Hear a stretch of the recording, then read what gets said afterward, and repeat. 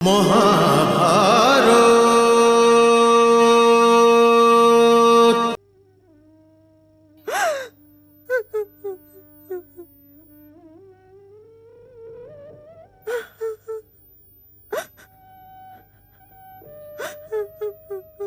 পিসি, কৃষ্ণ, এই অশ্রু অনেক বছর আটকে ছিল, অনেক বছর। ভালো করেছেন পিসি যে আপনি পুরনো অশ্রু বইয়ে দিয়ে নিজের নয়নকে শূন্য করে দিয়েছেন, কারণ এখন আমরা অশ্রুর সীমায় প্রবেশ করতে চলেছি। এই তুমি কি বলছো? আপনি চিন্তা করবেন না পিসি, আপনার 5 পুত্র অবশ্যই সুরক্ষিত থাকবে। 5?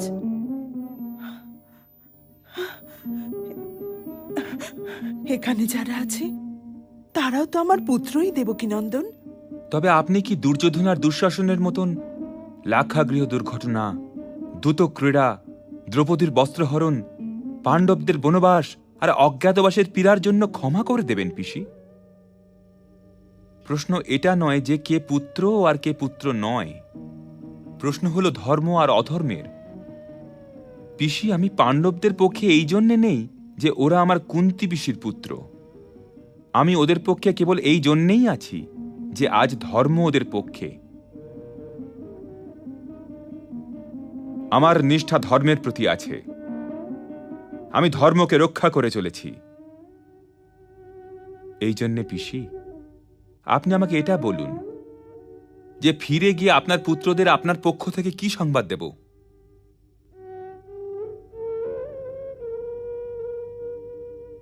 যুধিষ্ঠিরকে বলো, যেদিনের জন্য ক্ষত্রিয় নারীরা পুত্রের জন্ম দেয় সেদিন এসে গেছে।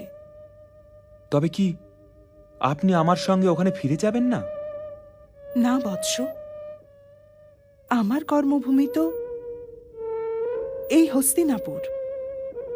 আমি জ্যেষ্ঠ তাতশ্রী ভীষ্ম, জ্যেষ্ঠ স্ত্রী আর দিদি গান্ধারীকে তো ছাড়তে পারবো না।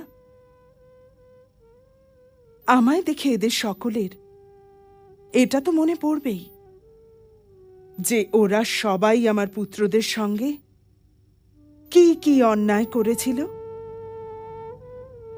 আমি কেবল এই রাজপরিবারের কুলবধূই নই বৎস, আমি এদের সবার অন্তরের বিবেকও। হে শান্তিদূত, আমাকে শুধু এটা বলে দাও যে যুদ্ধ হবে নাকি হবে না।